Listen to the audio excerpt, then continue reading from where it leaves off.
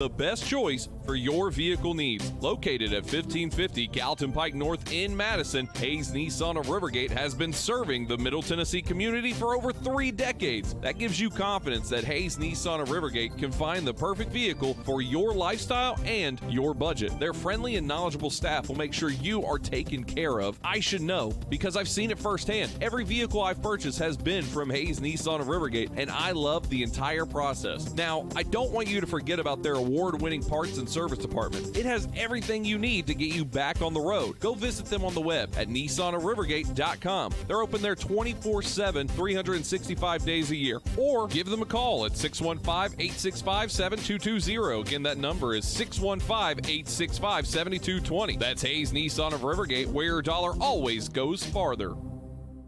Oh my God! Okay, it's happening. It's the afternoon stretch with Zach Williams and Bruno Reagan. Everybody stay calm. Stay calm. Let's take some calls from the public, shall we? Join the afternoon stretch now on the Cure Hotline, 615-844-5600. Now here's Bruno and Zach.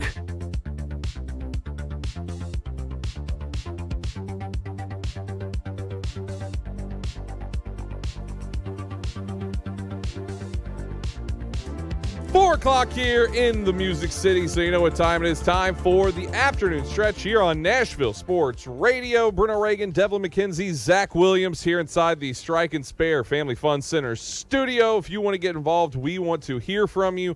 615-844-5600. That is the Cure Hotline. You can jump in however you want. We want to talk to you today here till 6 o'clock. A lot of fun stuff happening later on today. Got a lot of A to Z folks joining us today. We got Charlie Burris jumping on at 4:20. He's going to be talking Vols. Of course, the blowback from Georgia, that loss. Where are they at now? Where does the Vol Nation feel? How is the future look right now? And then at 5:40 in the second hour, we'll have Alex Darty of A to Z Sports join us to hit us up with some Preds talk, where they are standing right now. A whole lot to get into today.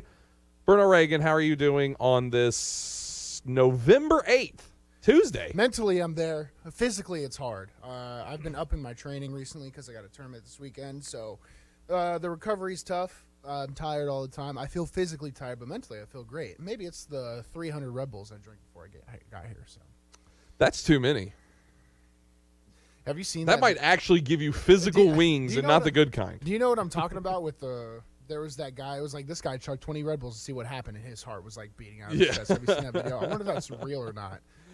Probably not, is what I would assume. But remember, what happens if you do that? You know, probably not good for you. Remember the what's the 5-hour energies? Remember those? Yeah, I never wanted to try those. I remember seeing kids in high school drink like 6 of those in a row, and they would just sit there and shake. I mean, it can't be good for you, and especially at a young age like that. So I typically try to stay away from the energy drinks. I will say this. I thought of you over the past weekend because went and played 18 holes on Sunday, and I got a Red Bull. I hadn't drank a Red Bull in probably, I don't know. I hadn't drank a Red Bull without tequila in it and probably since middle school. That was probably the last time. The effects aren't as smooth as Celsius. No, and much less caffeine. I mean, Celsius has like 300. That has like 80. So it's far less. But I was just sipping on it, and I enjoyed it. It was peach. I was like, this is a good flavor. And I was like, Bruno's got a good idea here. These are nice, but they have a lot of sugar in them. Yeah, but I wouldn't recommend anyone buys them until they sponsor the show. So do not buy them. We're not endorsing them in any way. So until Red Bull is a guest, I guess they could be a guest in a way, but an advertiser of the show, we denounce them in every single way, as well as Celsius. Yes, absolutely. No. Yeah. Don't drink energy drinks. They're terrible for you, and they're on a marketing campaign to tell them they're not terrible for you. So they're terrible for you until I tell you they're not terrible for you because they're giving me money. So. And also, I want to tell you, don't drink municipal tap water because they also don't support us. Yeah. So you're just going to have to go How do we get in there? A little thirsty. Mafioso-style government sponsorships. I want that. Drinks should only come from T-Line, Slim Chickens, Nissan of Rivergate. Lab Canna. I'm sure they have some awesome drinks. You probably would love some of those drinks. Devlin McKenzie sitting behind the board, and just got so angry, Devlin, because I looked at you, and you have a red shirt on that says Cincinnati, and I'm just now forgetting I forgot Bruno's shirt that I bought for him at my house. Well, until yours gets here, it doesn't really matter. Yeah, true. Devlin, how are you doing today? Feeling good and bad. Good. And I'll explain. Okay. Last night, I was one leg away from hitting a plus 7,000 8-leg parlay. And although I didn't hit it, it was a free bet, and it just feeds my drive to try it again. It's the what did Dwight Schrute say in The Office? The smart vampire does not bleed his victim dry. He bleeds him just enough to be able to harvest the blood once again from him. That's what they're doing to you right Precisely. now. Yep. Code CAS. Of course, FanDuel. Yeah, absolutely. Number one betting platform in the world. Sports betting platform is FanDuel, unironically. Outside of the advertisement they do of this show, they are actually the number one platform.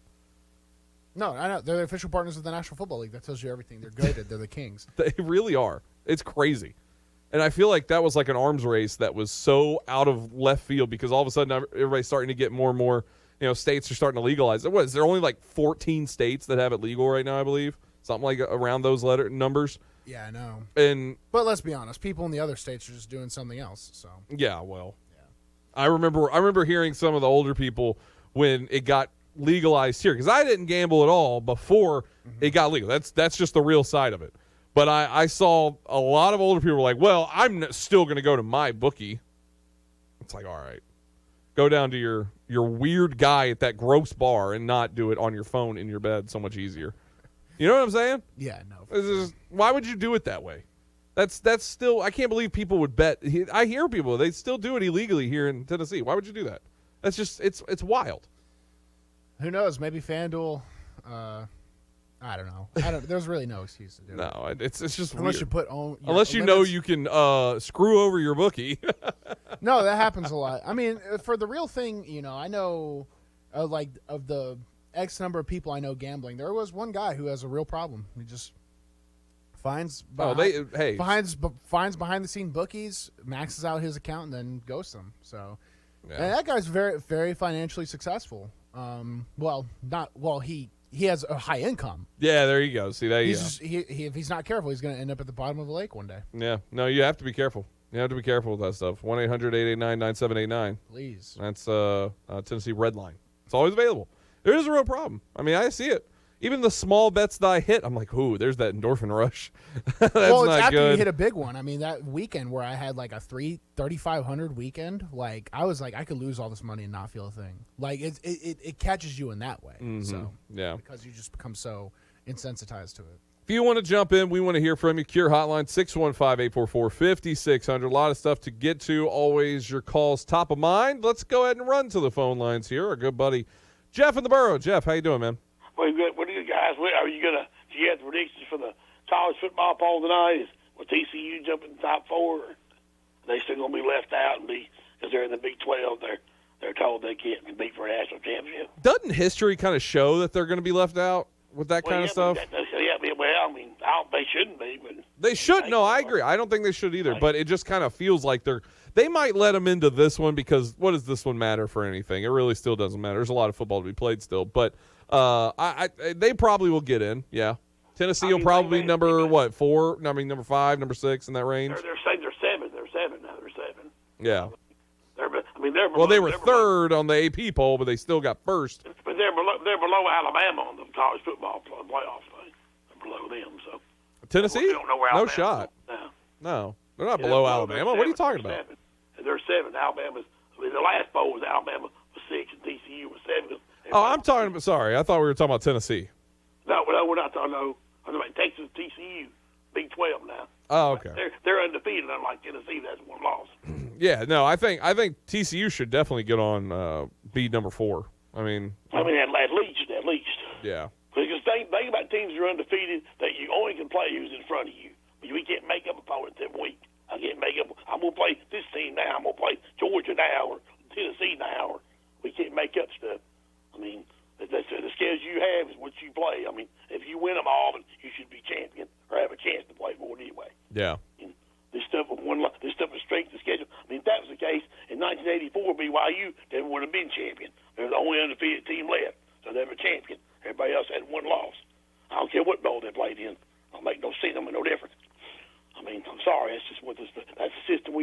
I appreciate you apologizing. I mean, if you want to change it, then change it. If you want to have a 16-team playoff and get rid of the bowl games, then fine. But I mean, that's what we want to do. But if we don't, I mean, of course, a 16-team playoff means that all 16 SEC teams get in. Isn't that true? When Texas and Oklahoma join.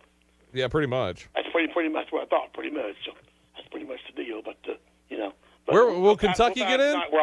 We'll find out where all these teams ran. And I did want to tell you too, Zach. I listened to the show in Tuscaloosa today. They're so mad about football that they spent 30 minutes talking about the basketball game last night. Yeah. Where Brandon Miller had his first game. Well, Jeff, you got to remember, there is quite literally nothing else to talk about there. If Alabama football is bad, they have nothing else. Well, yeah, he had a double-double last night in his first game, 14 points, 13 rebounds from Miller from Cane Ridge last night for Alabama. So he was 0-6 from the three-point range, but he still had a double-double. So y'all hang in there, guys. Have a good one. Hey, thanks, buddy.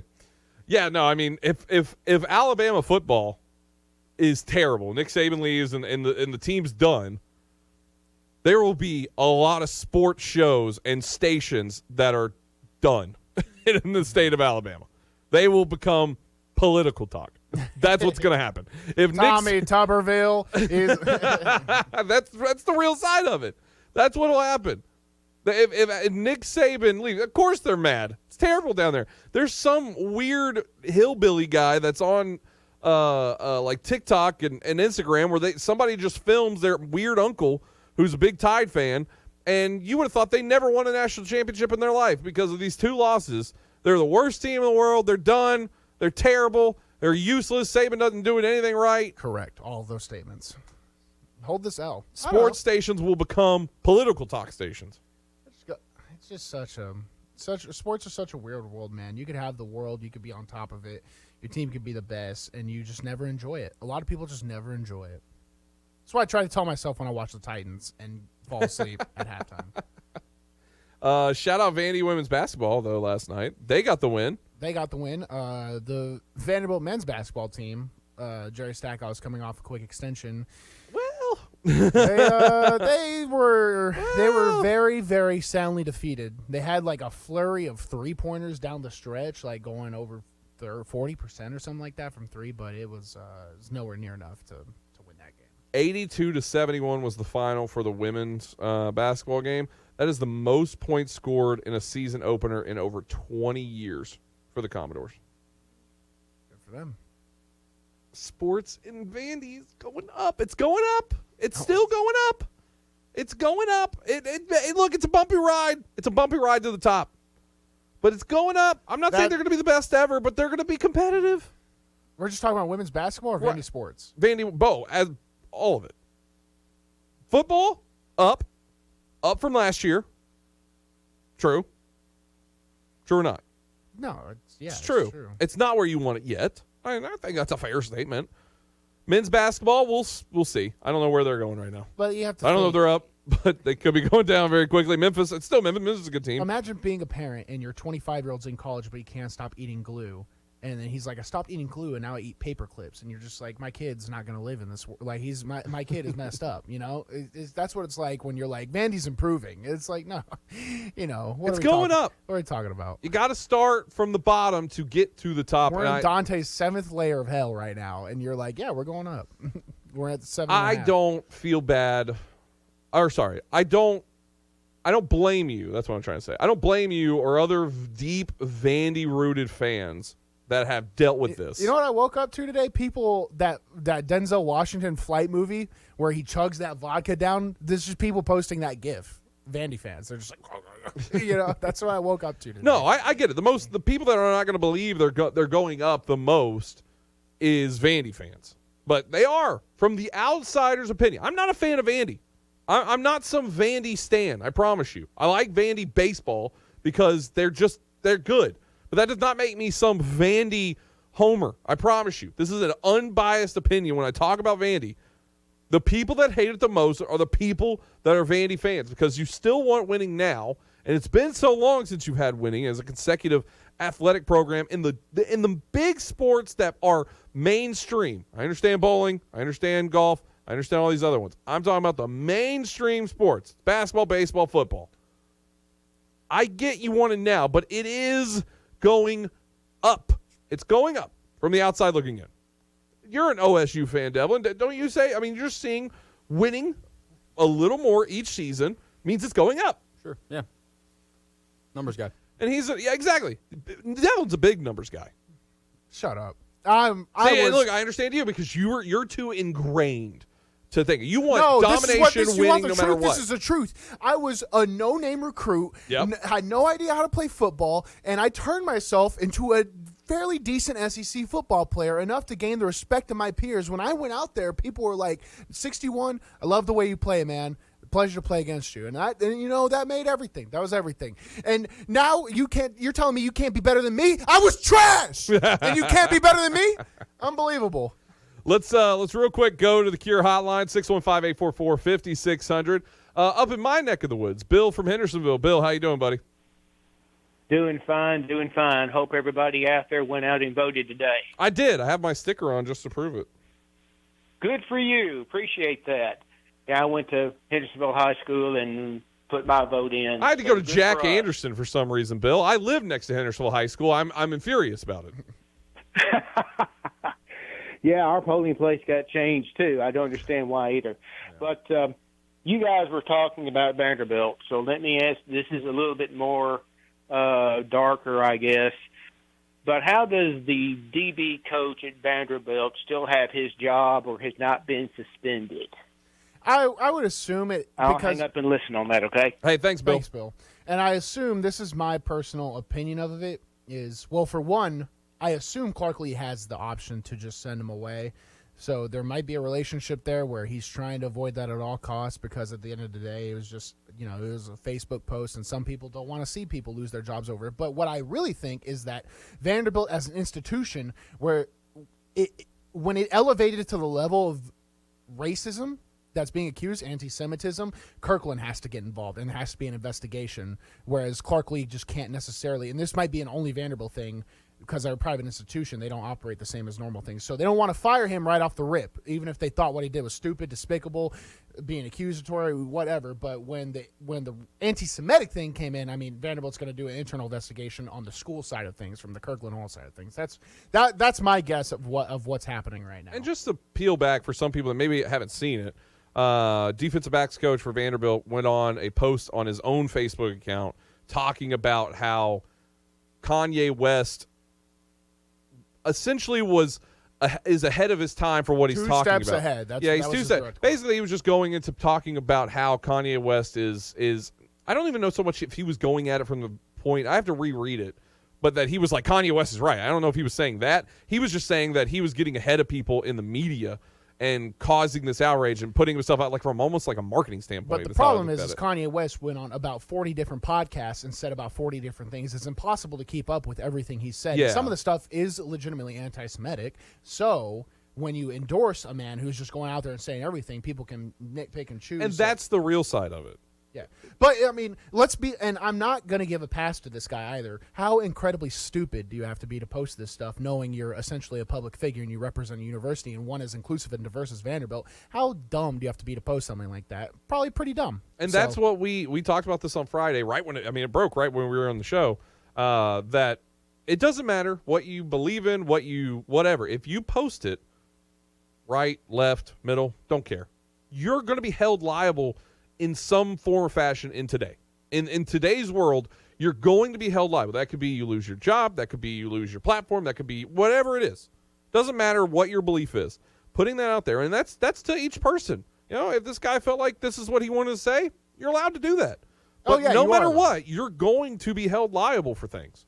And that's just, I don't know if it's as a 29-year-old, I know that a little bit better. The younger generation understands this a little bit more because there's still just now so many people out there that are just, it's just a wave. Cancel culture is just such a wave now that it's just being thrown around, but it doesn't matter. It's going to get you if you're out there posting your inner thoughts. Yeah. You just have to know that. Well, I'm interested to see, because they are going to internally investigate it, so I'm interested to see, the details of it. If they ever do come out of Vanderbilt's private university, they don't have to tell us anything, really. But yeah, true. He shouldn't have been out there coaching. I mean, the whole thing, from the moment that story broke, he became he was a detriment to the team. He was a distraction. Otherwise, what he was implying could be he did himself no favors. I don't want to be the guy who goes out there and calls a man racist, but he backed a guy who was giving off extremely anti-Semitic views. So if you're dumb enough to align yourself with that stuff, you're a distraction. You shouldn't have been out there coaching, because all the players have to do is see you in the news headlines. So that was silly from that end, but it is what it is. It happened. I'll end you with this. We got to run to a break, and we don't have to answer this right now. I'm going to leave this for the viewer to think about on their own.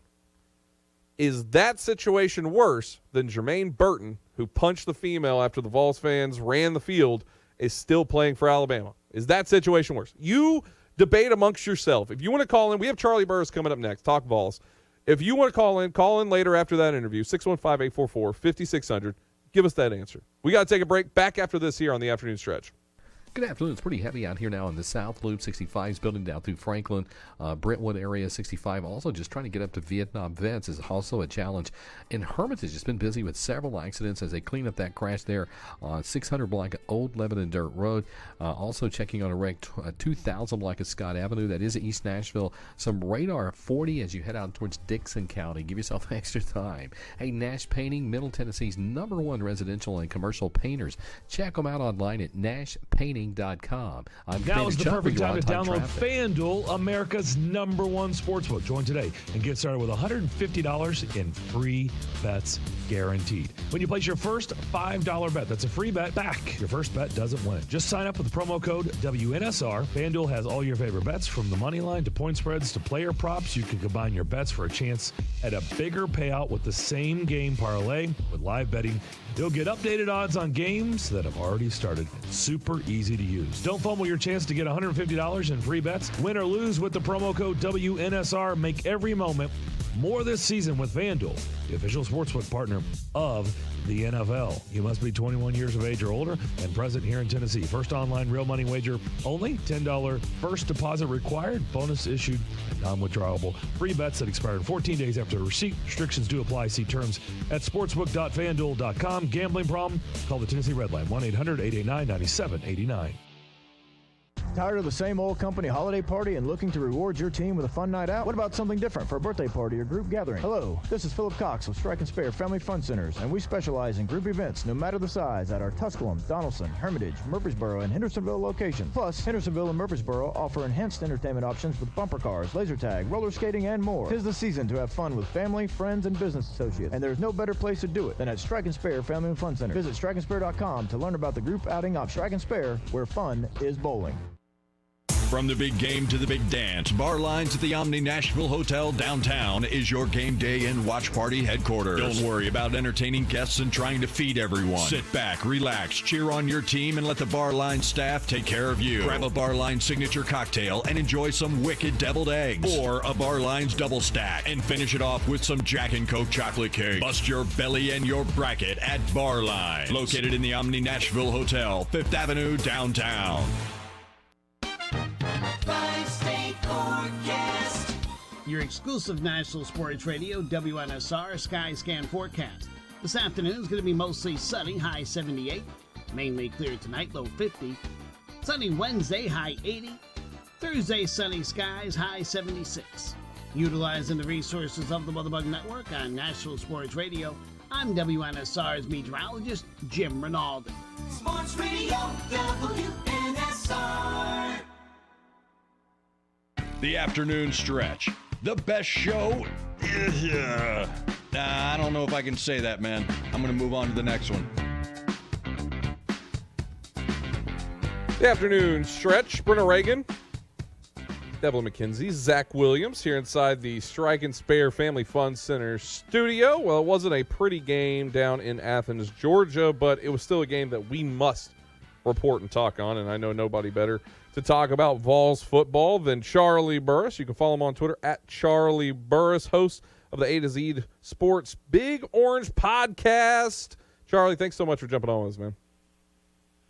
No problem. Glad to be here. Wish I wasn't talking about this game, but, you know, you got to do what you got to do. See, that's what I respect about you. You know, you don't want to hide behind this. You're kind of cut from the same cloth as Bruno and I. You know, let's not hide this veil of professionalism that we have to upkeep and and talk about it. You know, it's a real side that you're like, no, I'm pissed off they lost. I'm the same way when the Titans lose. It's annoying. I came in Monday and just was upset all day because of it, even though I covered them. It still pisses you off when your favorite team loses. Yeah, I mean, I could certainly say that the Titans also contributed to that as a fan of that team for as long as they've been in the state of Tennessee. Good thing you're not a fan of the Preds, right? Oh, wait. Yeah, not the greatest weekend in the history of Tennessee sports, but you know, we'll get through. We've done this before. We'll get through it. So let's talk about the game down in Georgia. To me, my first reaction was watching a Tennessee body language. I've had some people that played college and professional I've talked to, and a lot of them always come back to body language of sideline, and I've just kind of learned to look at that and see what it is. And one of the things that I looked and saw from Tennessee, it almost felt like they were intimidated by the moment of playing there in Athens. What was your first reaction when you were watching that game? Yeah, I think all the way down from the players to the coaches, everything that happened in that game was more than they were expecting. I mean, obviously the first time Heupel has ever coached in Sanford Stadium, and you add on to that, of course, it's the first time he's ever coached at Sanford Stadium as the coach of the number one team in America, and all of this built-up hype and everything that was happening that went along with all of that. I mean, it was just a ton to have to deal with. And, you know, this has been an incredible story all season long, and they've pulled these crazy performances. But at the end of the day, they're all human, and you can't experience something that you've never gone through without doing it. And I think, like I said, the players down to the coaches all kind of walked into this hornet's nest, frankly. That was the way that I put it. I mean, they just were sort of walking into the path of a Mack truck, walking into this environment. And you even heard Josh Heupel say it after that game. He said Georgia's defense did some things that we weren't expecting. We didn't handle it well, and he owned it. And I think that they would say that, and that they would also say they're going to take that and say, look, we've been through that now, and it's over with, and we're going to use it to make ourselves better. And hopefully they do that, because the playoff is still out there, and you know, you got plenty to play for still. Talking with Charlie Burris. You can follow him on Twitter at Charlie_Burris. Was there any part of that game? I mean, obviously the defense, the Georgia defense just was a different defense that Tennessee hadn't seen before. When you watching that game, was there any certain unit or group that you looked at and you said, man, they could do this better, they could do that better? Was there anything that you saw that, or maybe was it just as a whole for the team that you're just like, okay, this wasn't the best Tennessee team that we've seen so far? I mean, I think it was the worst game that Tennessee has played, and they were a deer in headlights. You can start there. But Kirby came in with a great game plan, especially on defense. And in particular, to your question about just the specific set of players on the defense that impressed me, I think the interior defensive linemen that Georgia puts out there are better than anything Tennessee has seen or will see. I think they are the best interior defensive linemen in America, and I think they will shell-shock anybody that they play if they come angry like they did in that game. And then also I think Tennessee hadn't seen defensive backs like Georgia has. I think they've been roasting defensive backs all season long and bodying them physically, and Georgia could just go step for step with them. You saw it in the interception by Keely Ringo in the route against Cedric Tillman. I mean, Cedric Tillman is so used to all season either just straight up beating you, or in a 50-50 ball, he can go up and beat you on a 50-50 chance. And Keely Ringo just played the ball exactly perfectly. They match up pretty well physically, and they just beat Tennessee that way. And so they were able to take the top off of the offense, and Tennessee couldn't produce the giant plays like they have been in every game this season. Like, it was just, I go back to that term, perfect storm, where they just hit Tennessee in every place where it hurt. Now, that isn't to say that Tennessee didn't have its chances. I think that's something that the national media in particular has walked away and not given Tennessee any amount of credit at all. I think they were so ready to just kick Tennessee to the curb. A lot of them, not all of them, but a lot of them were just ready. Tennessee, the fans are too big for their britches. They're getting a little loud, and Georgia's going to put them back in their place. They were really ready to do that. And I think Tennessee, you saw in that game at different points, missed some big opportunities that could have early on, late in the game. I mean, it was a lost cause, but early on in that game, they missed some serious opportunities that I think would have made that game go a little bit differently, would have quieted down the crowd and some things like that, and probably could have given them a little more of an advantage than they ever had. But, still, on the whole, it was a pretty comprehensive butt kicking, and as I said, hopefully they just get better from it. Now, Charlie, I wanted to ask you, when I watch Hendon Hooker and Stetson Bennett duel it out, it's like watching two uncles at the cookout. I mean, absolutely go at it. These are two older, mature cats, both in the Heisman race. But which team is going to suffer the most from losing their guy? Do you think who's going to take, or it's going to be harder to replace? It's going to be harder to replace a guy like Stetson Bennett, or is it going to be harder for Tennessee to replace a Hendon Hooker? Which one is going to, come out next year more destroyed by that loss? That's a really good question because Tennessee, the backup that they have behind Hendon Hooker, in my personal opinion, is actually more physically gifted than Hendon Hooker is. Can he be as cerebral and smart with the football and make the plays that he needs to play like Hooker does? And I'm referring to Joe Milton. I think so. He has in games where he's, when Tennessee's been blowing teams out and Milton comes in, he's been able to make those plays on different occasions. But it's always hard to tell when you have a guy playing against, a joke competition.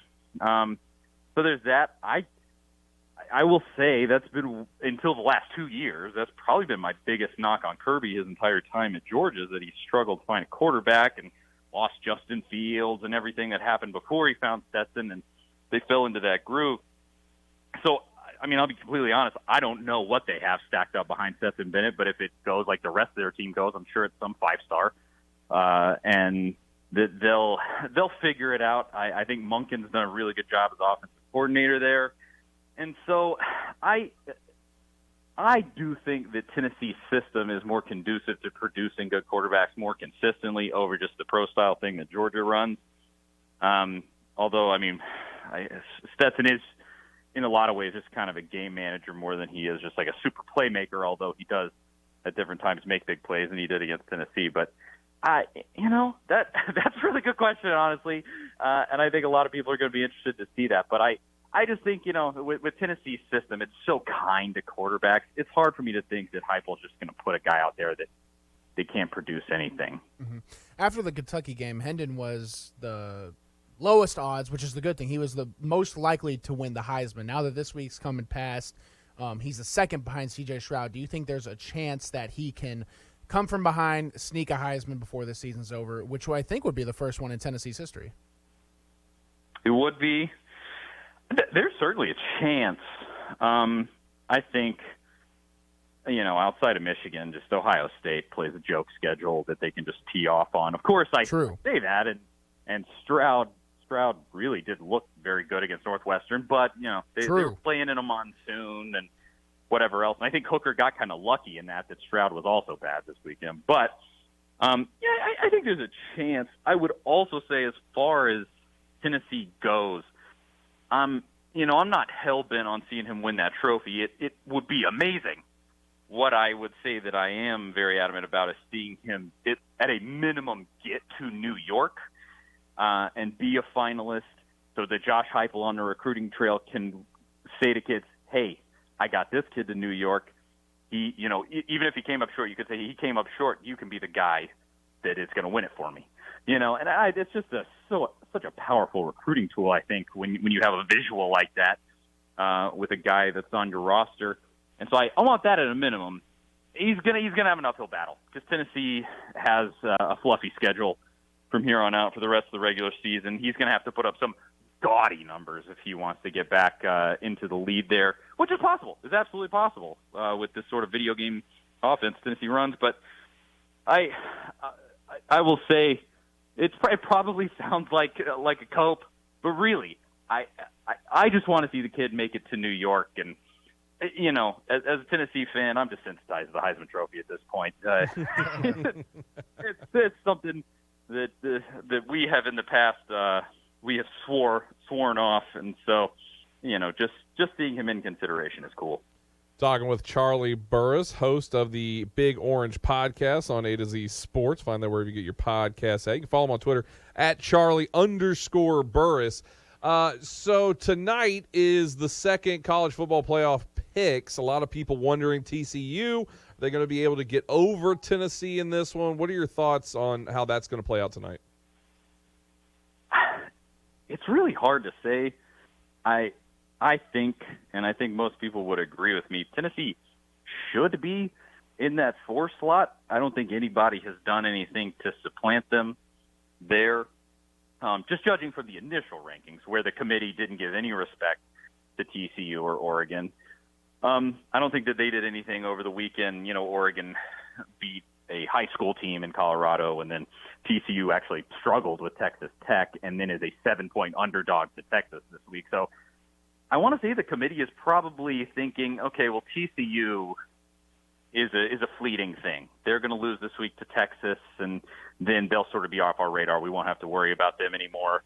And you know, I think Oregon is probably, to me, long term, they're the biggest contender to get into that top 4.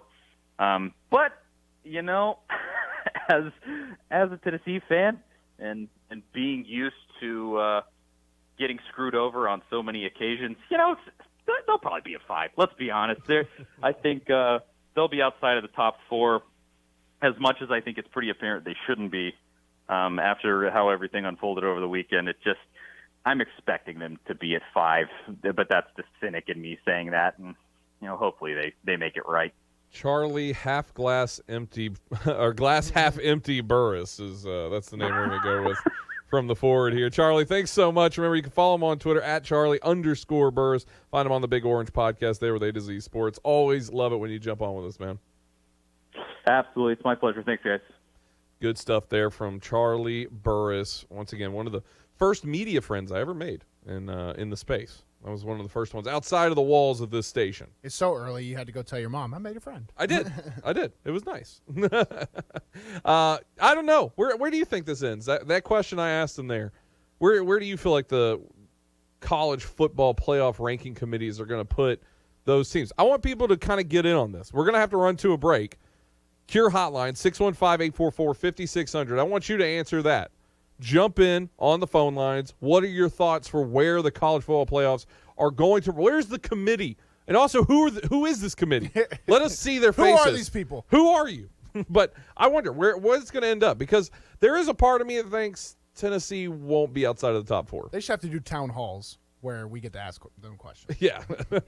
Got to take a break, though. If you want to jump in, once again, 615-844-5600. Good afternoon. Pretty heavy on the South Loop, the West Loop, crowded across the Woodland Street Bridge, moving wreck at Murfreesboro Pike and Donaldson Pike right at the intersection. Hillsboro Pike at Lombardi, that's a crash out on the west side of Nashville. 8th and Lee Avenue. That one has some injuries. The fire department just got there. Traffic's picked up now 65 getting onto Vietnam Vets headed outbound. Nash Painting Services, all in Middle Tennessee. If you want it done right, you'll call these guys. Why? Because they're the pros. NashPainting.com. I'm Commander Chuck with your on-time traffic. Are you in trouble with the IRS? Detaxify is the trusted tax relief solution that has an A+ rating with the BBB, 5-star rating from Google, and specializes in the IRS Fresh Start program. If you have years of unfiled back tax returns or owe more than $10,000 to the IRS or state, the government has the power to garnish your wages, freeze your bank account, and in some cases, they can now revoke your passport. This is John Zandy, president of Detaxify. Detaxify specializes in the Fresh Start program, where we help struggling taxpayers get out of collections or settle their tax debt. If you're being audited or dealing with threatening letters from the government, you may need professional tax relief representation. My team at Detaxify can stop the tax collectors and stop the threatening letters from the IRS or state. Call me now for a free consultation. Call now, 800-601-7780. That's 800-601-7780. Detaxify offers a 100% customer satisfaction guarantee. Call now, 800-601-7780. 800-601-7780. Whoa, Are you kidding me? There's plenty of game left. Just chill out. If you're too riled up, you won't ever get to sleep tonight. How can I chill out when I have to put up with this every single week? Oh, and he gets picked off. Interception. Oh, you gotta be kidding me. Okay, that's enough. Here, try these cannabis products from Lab Canna. And these heightened Delta 8 gummies and Karma Calming Caramels will help put you in a better state of mind. Whether you win or lose, make every game day better with cannabis products from Lab Canna. Learn more today at labcanna.com. Grizz Nation. Don't miss your Grizzlies this Friday at 8:30 as Ja, Dez, and Dylan battle the Minnesota Timberwolves in front of a national TV audience for the first City Edition uniform night of the season. Arrive early, and the first 5,000 fans in attendance will receive a big Memphis City Edition trucker hat. Get hyped and get your tickets by calling 901-888-HOOP or shop online at Grizzlies.com today.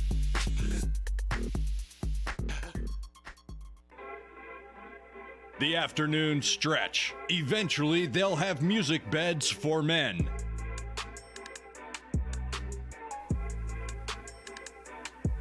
The afternoon stretch.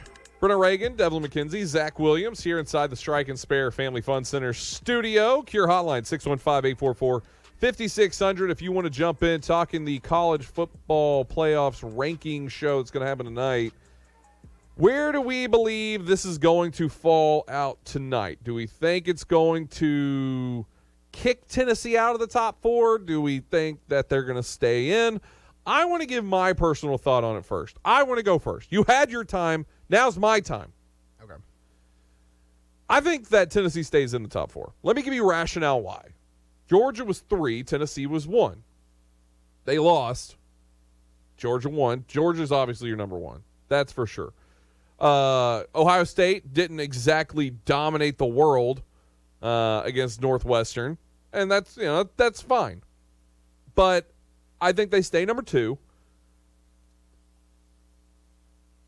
I think that this is where it gets tough.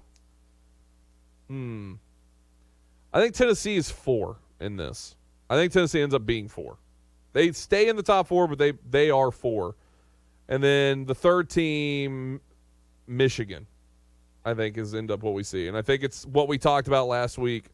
The two right now, because there's still time, because Ohio State and Michigan haven't played each other yet. Mm-hmm. We're going to see 2 SEC, 2 Big Ten, and everybody's going to cry who is Pac-12 or Big 12 fans. Here's the way I would do it. I would go number 1 Georgia. They'd just be the number 1 team. Pretty, it wasn't super dominating, but it was pretty dominant. So I think they give them 1. Ohio State 2. I would personally put 10. This is where it gets tough. I will put Michigan at 3. Okay, I'll put Michigan at 3.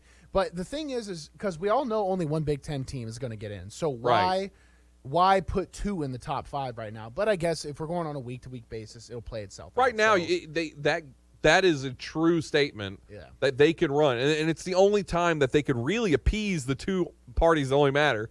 Because let's be honest, at the end of the day, the college football playoffs only care about the Big Ten and the SEC. That's all they care about. They don't care about any other one else. 3 goes to Michigan, and 4 will be TCU for me. You're undefeated. It is what it is. Tennessee's out, huh? Tennessee's 5. Tennessee's 5. They're the first man out.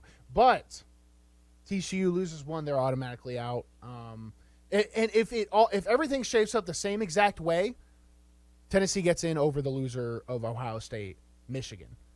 So I was thinking about putting Michigan at 5 and Tennessee 4, TCU 3. That's how I wanted to do it, just basically preparing everyone for my mindset of the end of the season. But if I was a voter, I would just do it on the week-to-week basis. So might as well put Michigan at 3, Tennessee at 4. But knowing that only one of those of 2 or 3 are going to get in. And then TCU and Tennessee will probably sneak in. So 2 SEC teams, Big 12, Big 10. Devlin, as the resident Big 10 believer, Ohio State fan, where do you thought on this? Yeah, I mean, this is as hard as it gets right here. I guess what I want to see is I want to see it's Georgia, Ohio State, Michigan, TCU, Tennessee, and then Oregon, because I think what the committee did last week with having Michigan out, saying, hey, there's only going to be one Big Ten team in here. I think there's only going to be one SEC team to make it, because if there's going to be an undefeated Big 12 winner potentially, and the one-loss Pac-12 winner, which is my opinion Oregon, I think they both make it. Well, what happens with this? What if LSU goes to the SEC championship, they beat Georgia, what happens with this? I mean, you have 2-loss LSU. You have 2-loss LSU as the SEC champion. You have 1-loss Georgia and Tennessee out of the East. What do you even do with that? That's worst nightmare. That's nightmare scenario right there. I mean, Tennessee still supplants them as long as they don't lose. I know, but it'd be hilarious for the SEC champion to just not get in the playoff. And it's like, all right, the 2 teams from the East. Yeah, that's the thing is it would have to. I just think you have to put the SEC champion in the playoffs. But that's a scenario where you could put 2, and that's an on-the-spot decision the committee has to make. And I'm really thankful I'm not one of them. LSU, man, how do you lose to Florida State on your kickoff game? They just that's it. That's literally it, and they're in a whole other world right now. Because their toughest test is going to be Arkansas the rest of the season. They have Arkansas, UAB, and Texas A&M. Yeah, and Arkansas is not going to be a pushover game. No. But it's not good. But they're still, expected to win. Right. It's so funny how quickly Clemson is just off everybody's radar. Right. Later. Doesn't it feel like they're just gone? Right. Where are they standing? Are they number 8? Or is that where they drop down to now? They're in the who cares rankings. Yeah. I mean, put Alabama ahead of Clemson for all I care. Whatever you want to do in the top 25. But nobody cares about them. TCU just feels like they're going to get screwed. They probably deserve to be in, like the way I have it, they probably deserve to be number 4 right now. But I just feel like they're going to get screwed. And that's the way the cookie crumbles. That's just how it is. I'm trying to think like a committee member. How would I vote this? How do I say TCU is a better team than Tennessee? How, in what world can you say they're a better team? Just because they lost to the number 1 team, and it wasn't even a blowout loss. They didn't look good. Tennessee didn't look good, but they still didn't get blown out. This is the same committee that technically said Clemson was a better team than Michigan. True. It's very tough because what your rankings, I agree with those. I think the committee does that because I think TCU does get just misses, unfortunately. Yeah. Alabama, who cares anymore? Gone. But, yeah, not going to be Tennessee, Ohio State, Georgia, Clemson. That's for sure. That's not going to be it. Of course, that's what it was a week ago. But there's going to be some movement. Oregon is still interesting to see how they play out. No shot. We've already seen what they can do against Georgia. It's more or less what Bo Nix can do against Georgia, which is nothing. That guy loves losing to Georgia. He is so terrified of them because, doesn't play Georgia, great. Plays against Georgia, gets destroyed. Imagine not being able to beat Georgia. That is crazy. I wonder if when he gets to the NFL, because he'll get to the NFL probably. Yeah. If he just sucks against Atlanta Falcons, this is just bad against the Falcons going forward. It might be true. But I think that's what's going to happen. I think this is going to be the time that we get to see the 2 Big Ten, 2 SEC, and it's going to cause a lot of controversy. It's going to cause a lot of topics. People are going to say this isn't it, but it's only because this is the only time the college football playoffs can actually do that and make it legitimate. That'd be so awesome if they just keep TCU out of the playoff no matter what. Like, they win. They just win out. They beat Texas. They just keep undefeated, going. And they're just like, you're not getting in. Losers. No one cares. Hey, money. Your fan base is not even half of Neyland Stadium. Texas Christian University? No, thank you. If you want to jump in, give us who you think's going to be in it tonight. Cure Hotline, 615-844-5600.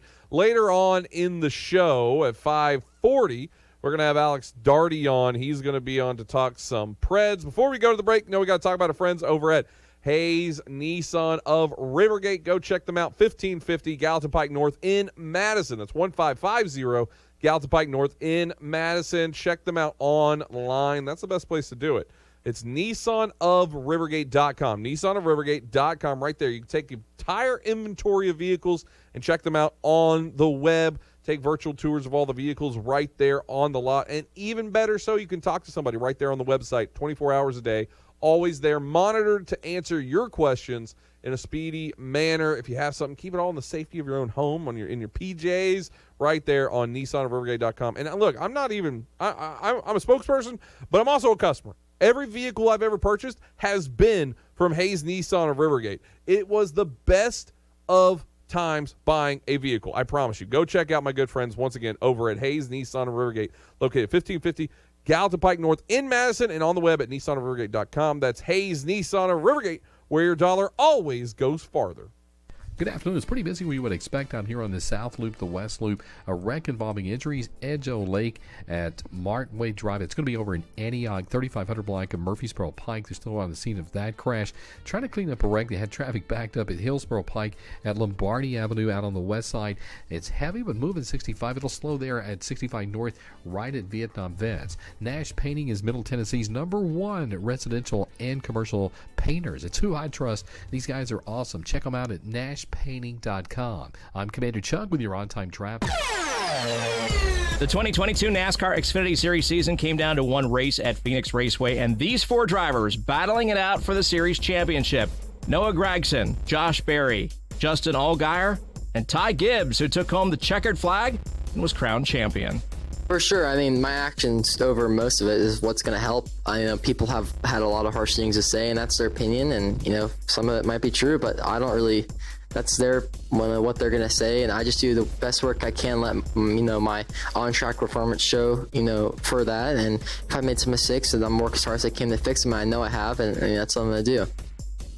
Can't control what they say. Yeah, definitely really cool. I definitely didn't expect it, so it's cool to have that, and to have somebody like that show respect it means a lot. It's been a lot, but I feel like going in this weekend is maximize my compartmentalizing skills and wanting to race. So it was definitely a lot. Learned a lot, and moved on, and it's cool to be a champion now. Teamwork and execution and hard work and discipline and being champion. That's what I'm gonna remember it as. It's just awesome to be a part of it, and to be a part of this whole crew. I feel like this is a special crew. For me to win my championship first year is really cool. Keep it here for the final lap during the offseason for all the latest NASCAR news as we look to 2023 and the season opening races at the Coliseum in downtown Los Angeles and the Daytona 500. Here's football legend Howie Long for Skechers hands-free slip-in footwear. The world has gone hands-free, using the phone, turning on your lights, heck, even driving. However, if you want to put on a pair of sneakers, you still need to bend down and help your feet in. Until now. Introducing Skechers hands-free slip-in footwear. Let me tell you, these things are amazing. You don't need to lace up, and they're even better than your standard slip-on sneakers. This is next-level slip-in technology, where you don't need to reach down and help your heel in. You just step in, and off you go. It's that easy. So what's the secret? There's a special smooth comfort pillow in the heel that helps your foot slide into place, and also keeps your feet secure in heavenly comfort, which means they stay on just like a pair of laced-up sneakers. And you can even slip into them while you're sitting down. Make your life easier and go hands-free with Skechers' new hands-free slip-in footwear. You'll never have to struggle putting on your shoes again. Get hands-free slip-ins for the whole family at a Skechers store, Skechers.com, or wherever stylish footwear is sold. Lieutenant, can you tell us what happened today? Our officers responded to a crash on I-40 westbound this morning. The driver of a pickup truck lost control of the vehicle, veered left, and went into a ditch. 911, what's your emergency?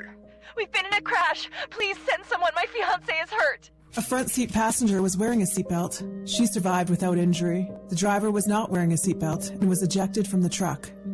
He died at the scene. Law enforcement writes tickets to save lives. Brought to you by the Tennessee Highway Safety Office. Call in now to the afternoon stretch, 615-844-5600, and be the most talented person on the show.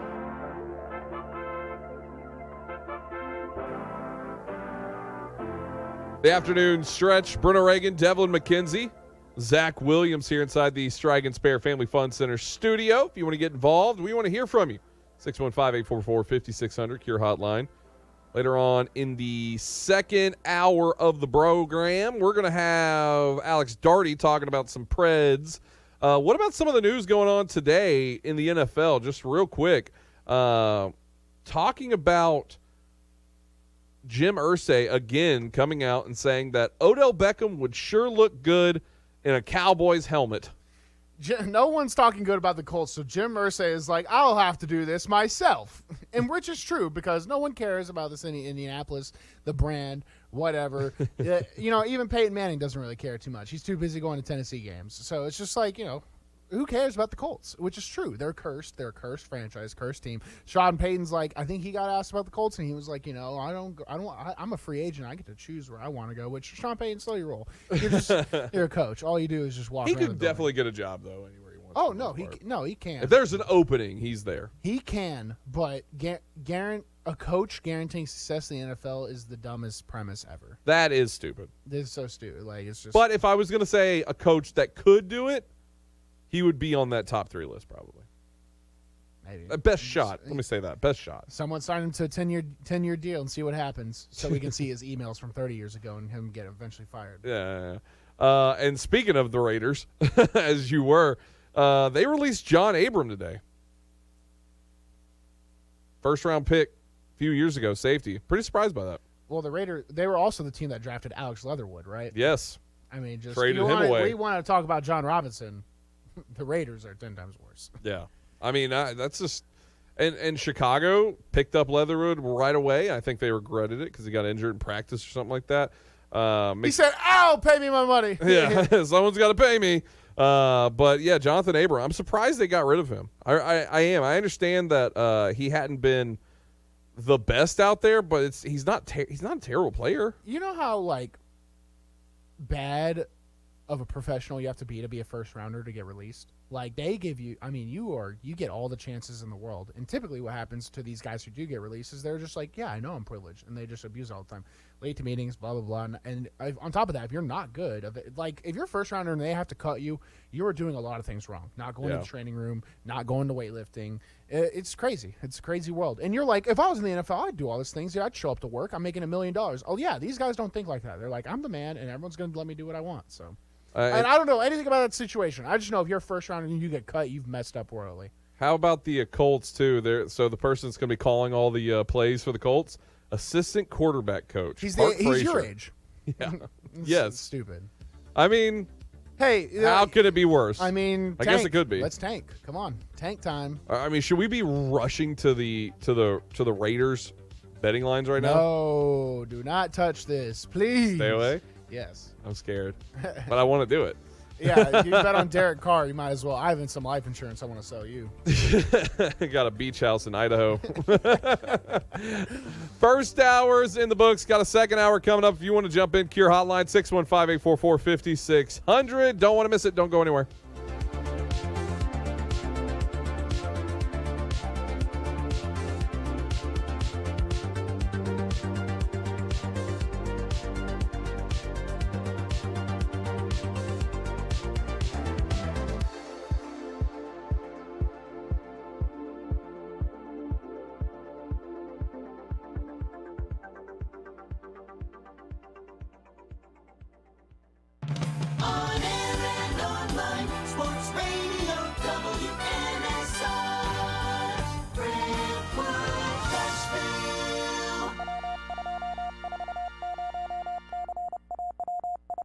ABC News, I'm Andy Field. Voters turning out and casting ballots in the midterm elections in Texas, some running into a few complications. This election day was not without issues in some places in Texas.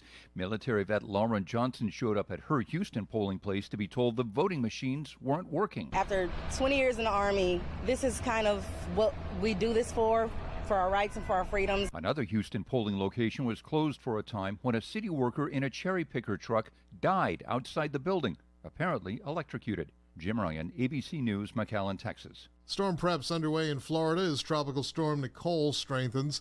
Nicole could become a hurricane when it makes landfall along Florida's east coast tomorrow. Storm surge alerts extend to South Carolina. There was one winning ticket in the Powerball drawing. It was sold in Altadena, California, just outside Pasadena. That jackpot, a record $2 billion. No word yet on who won. This is ABC News.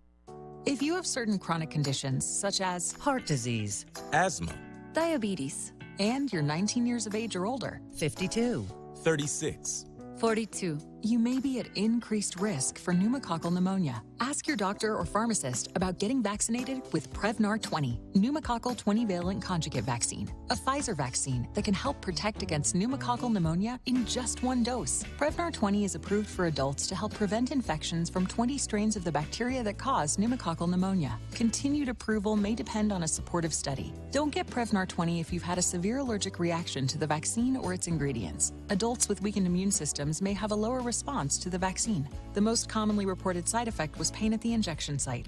For additional common side effects and full prescribing information, please call 1-855-213-2138 or visit Prevnar20.com. I'm going to ask my doctor about getting vaccinated with Prevnar 20.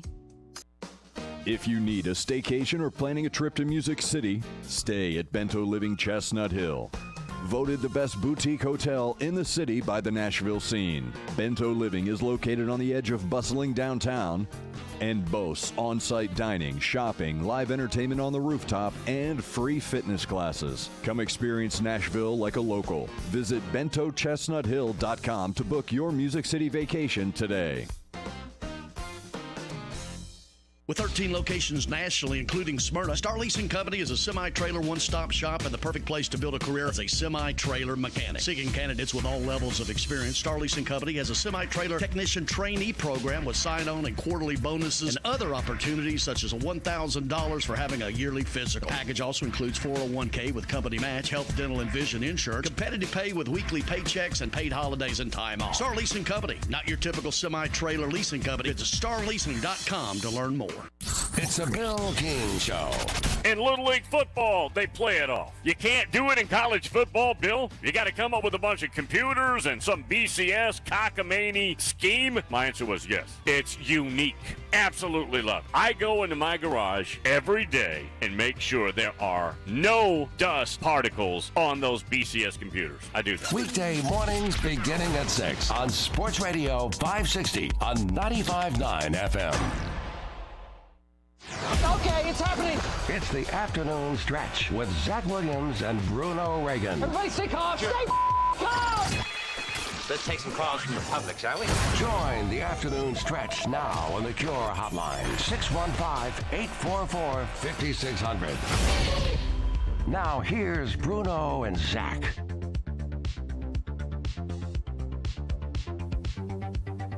Second hour of the program. Bruno Reagan, Devlin McKenzie, Zach Williams here in the Strike and Spare Family Fun Center studio. Cure Hotline, 615-844-5600. If you want to jump in, happy Election Day. Hopefully you got 2 more hours, and the polls close at 7, I believe. So you got 2 more hours to get out there and vote. If you haven't yet, I did it earlier. I already complained on air about how they moved my polling location, so I have to go way out of my way now to vote. But we did it, and we voted, and I got a sticker. Good for you. Good for me. Good for me, too. Good for you. Hey, every American has the right to vote and the right not to vote. Yes. That's simply the freedoms of this beautiful country. And Bruno observes one of those. I have no problem. Because for some reason there are people that get genuinely upset at me for my stance on this. Hey, I love eating food, training hard, talking sports. I could care less. And you hate one of those a lot. You won't tell. You won't tell anybody what it is. I could care less about anything else. So whenever people figure out that I don't do this stuff and they're like, you, and I'm just like, man, I'm way happier than you right now at this very moment. It speaks volumes. So. Devlin, did you do your civic duty? I do whatever the person I'm talking to does. Ah. Yep. You're one of those. You're a chameleon. You didn't? Nah.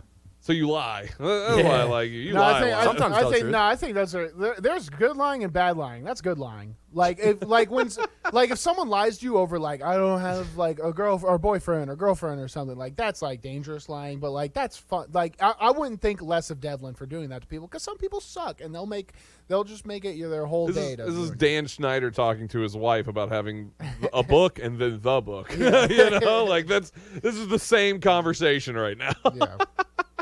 615-844-5600 if you want to get involved. What I want to do now, I want, later on the show, by the way, Alex Daugherty, he's going to be joining us 5:40. We're going to be talking Preds then. So they're a bit on the come up as well right now, which they kind of do this. They go up and down. But I want to look at power rankings of the NFL. I want to look at where they sit right now because it feels like 3 weeks ago we had our top two easily. We may still. Well, who was it? Eagles and Vikings? And the whole NFL? And Chiefs. Well, the top. Your top three, I think were easily. I think we came to a show. It was Chiefs, Bills, Eagles. Okay. That's what it was, right, Devlin? It was unanimous for sure. Yeah, that's where we were at. But now, I'm kind of miffed. Is that, if I can use that word? I don't know where to go.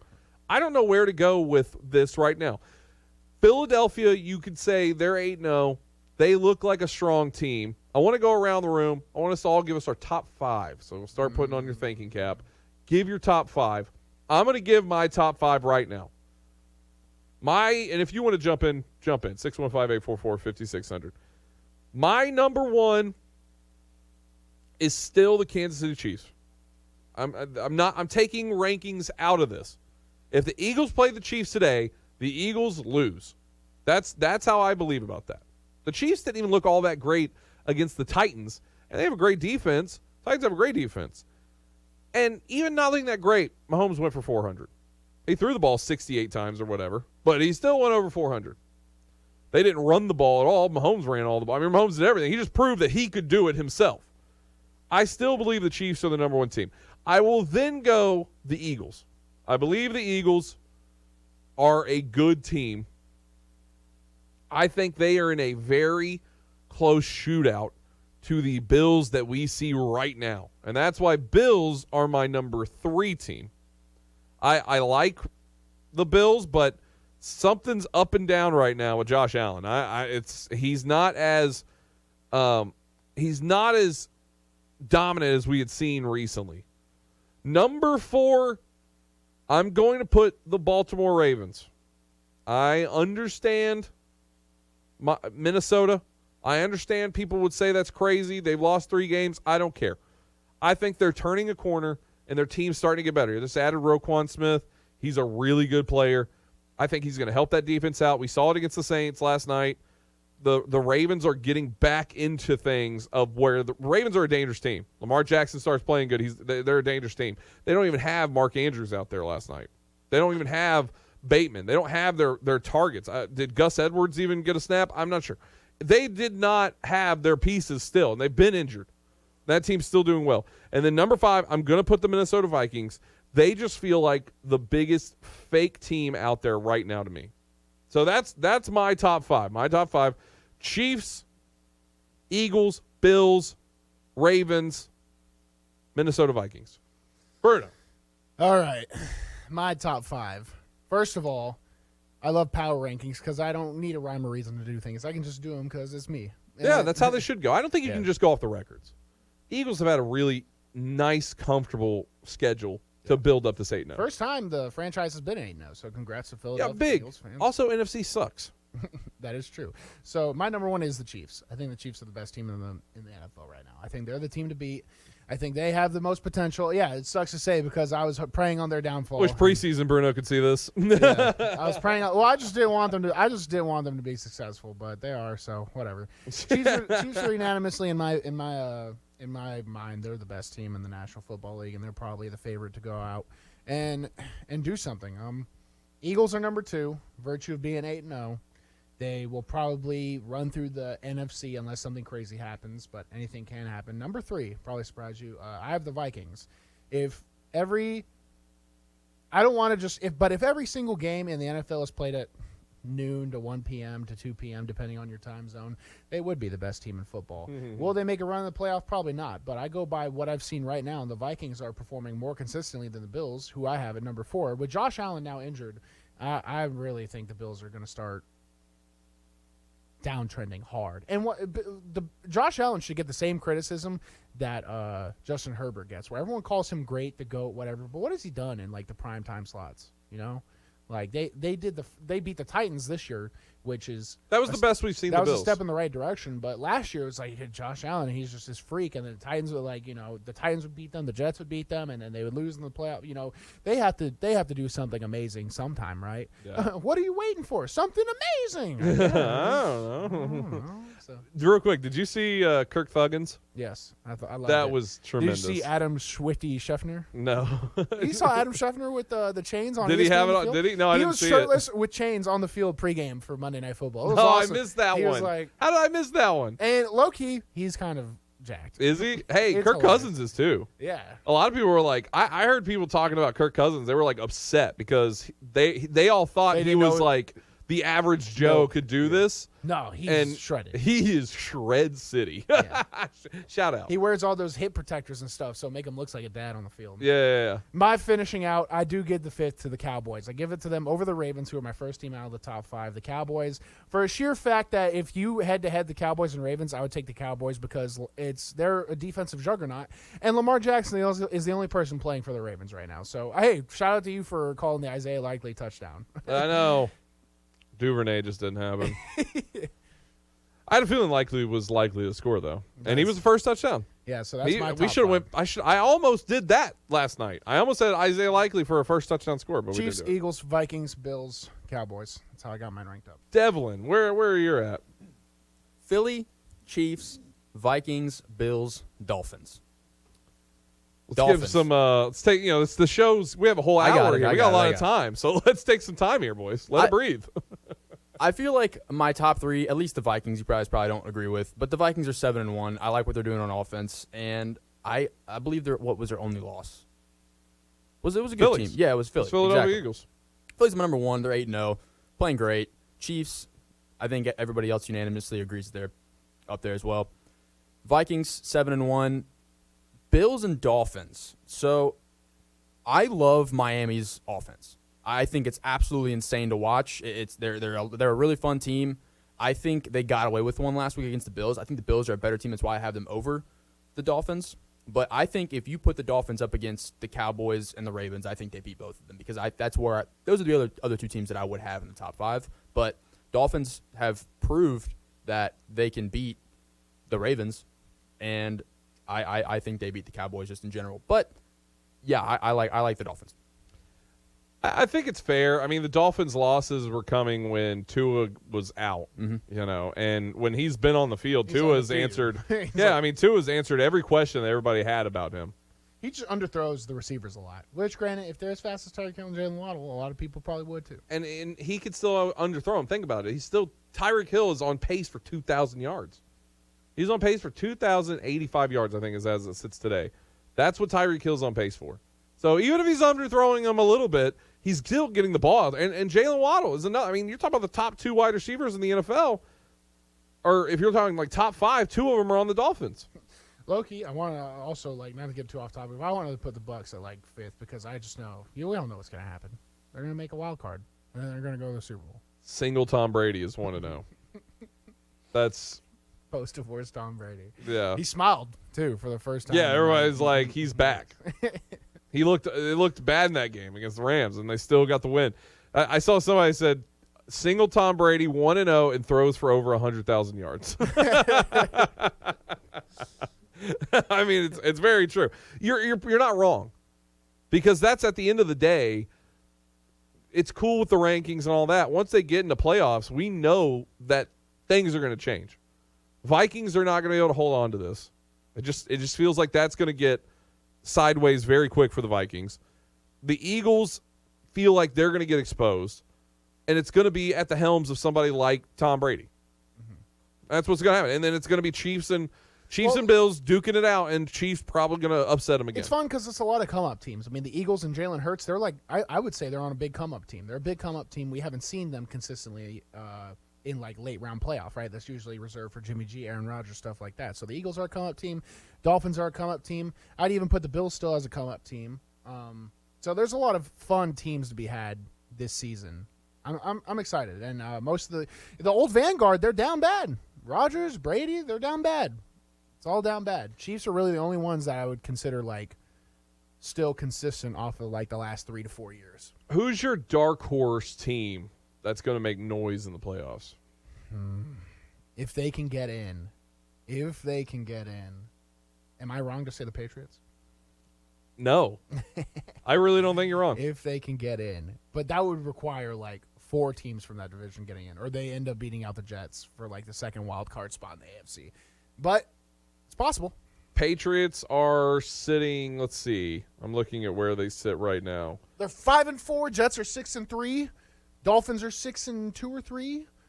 And Bills are 6-2 and 3. Yeah. So it's there. I mean, everyone's still in the running in that division. And there's 3 wild cards, obviously, that are going to get in as well. So they could easily get in as a wild card.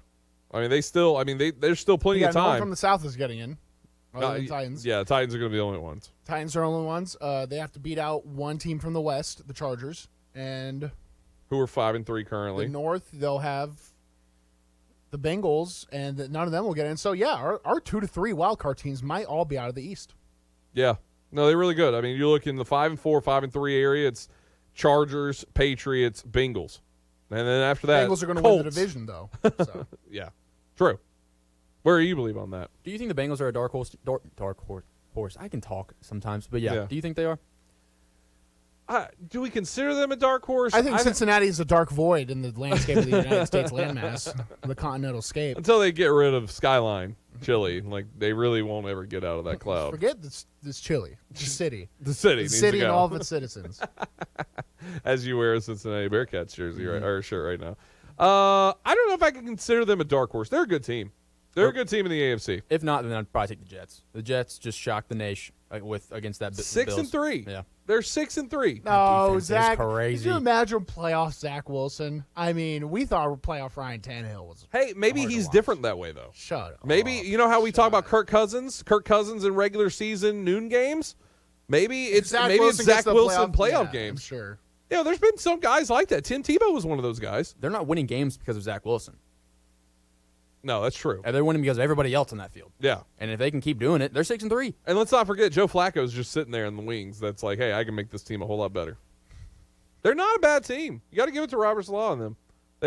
They've really turned that entire franchise around right now. Still a lot of football left, but they have turned it around. I can't wait for them to make Joe Flacco the head coach, like in 2 years from now. Dark horse for me, even though they're leading right now, Falcons. Are they leading? Yeah. Are they still number 1? I believe they're still number 1 in the I thought they lost to the Bengals and the Bucs won. So I thought the Bucs reclaimed first place. Yeah, the Bucs did. Did the Bucs get back into first place? Okay, then good. This makes even more sense then for my dark horse team. So they're not leading. They're tied against the Bucs. So I still think the Falcons are going to find a way into the playoffs, and I think they're going to be a team that is going to be a nightmare for teams inside the playoffs because they have no idea what to expect. They have Kyle Pitts and they won't use him, but they'll use him in the playoffs. Yeah. It's pretty funny that Tom Brady was talking about parity and there's a lot of bad football out there, and he is like one of the worst football teams right now. So yeah, NFC South doesn't have a winning record right now. No one. There's not one team. The NFC South has not one. I thought you said AFC. Yeah, because the Bucs and the Falcons are both 4-5, right? Yep. 3-6 Saints, 2-7 Panthers. Yeah, if the Saints just won last night, they would have been probably my dark horse pick, but they didn't. So whatever. Yeah, it feels like they're kind of on the downturn now. The Niners remind me of like a Jets type team, but in the NFC. Yeah, potentially could. Robert Saleh's stomping grounds. It's possible. Who do we have Super Bowl? Does that change for anybody? Out of the NFC, I'm going to call my shot and say the Bucs. Okay. And then out of the AFC. It might be Dolphins. Could you imagine Bucs Dolphins, the Florida Bowl? Oh God, the toilet bowl, as it already is. Where do you got, Devlin? The no income tax bowl. Part of me wants to say the Niners just because they play differently in the playoffs, but I don't know. I'm just going to take the Eagles. I think the Eagles are doing something crazy right now. I think they keep it up even in the playoffs. And then out of the AFC, flip a coin, Chiefs, Bills. I'm going to take the Chiefs out of the AFC. And I'm going to put another little dark horse throw on this team getting better. If they do get OBJ, they are going to be a better team as a whole. Dallas Cowboys. It's so awesome that OBJ is just like, he's like, I'm going to wait until and see which team I think is going to be the Super Bowl champ and then pick that team. Smart. Yeah. Because, he knows he's going to be able to help a But team. he's not making checks, but he doesn't need them, I guess. So he can just do whatever he wants. He's made a lot of money. He's made a lot of money. We need to run to a break. If you want to jump in, we want to hear from you. Cure Hotline, 615-844-5600. Back after this here on the Afternoon Stretch. Good afternoon. A steady flow of traffic continues down 24, leaving Davidson in and through Rutherford County. Here's what we're looking at now on the South Loop. It's heavy 40 east of Demonbreun. Watch your speed. I-40 out through certain parts of Wilson County. Quite a bit of radar for some reason the last few days through Wilson and Smith County. Hey, Nash Painting is Middle Tennessee's #1 residential and commercial painters. Check them out online at nashpainting.com. I'm Commander Chuck with your on-time traffic.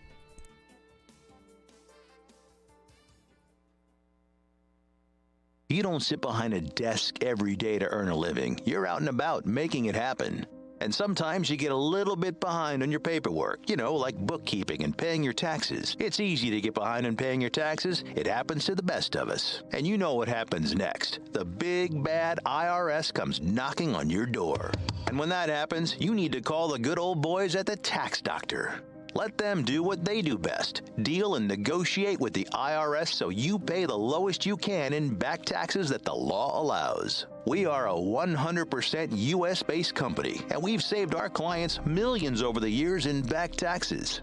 If you owe $10,000 or more in back taxes, call my friends right now at the Tax Doctor and learn more. 800-340-1040.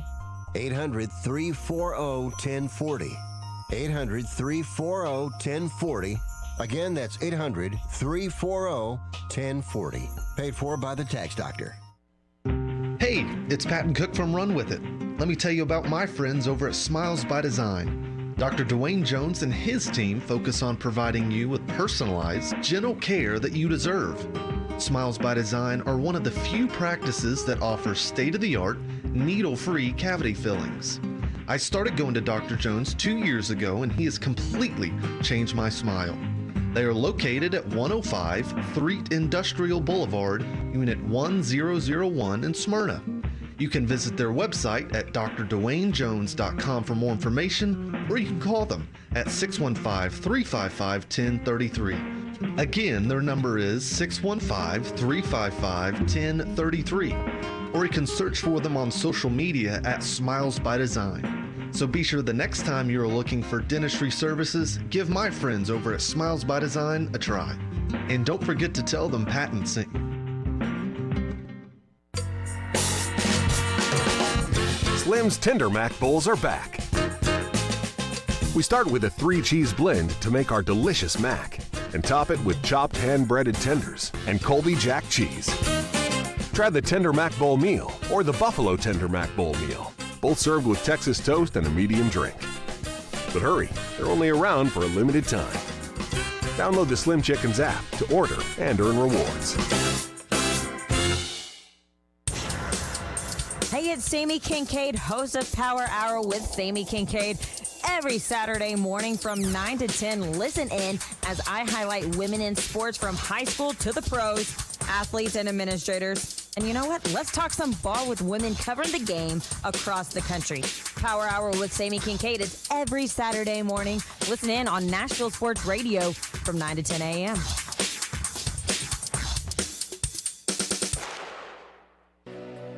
The Afternoon Stretch, the show endorsed by News Channel 5's John Burton.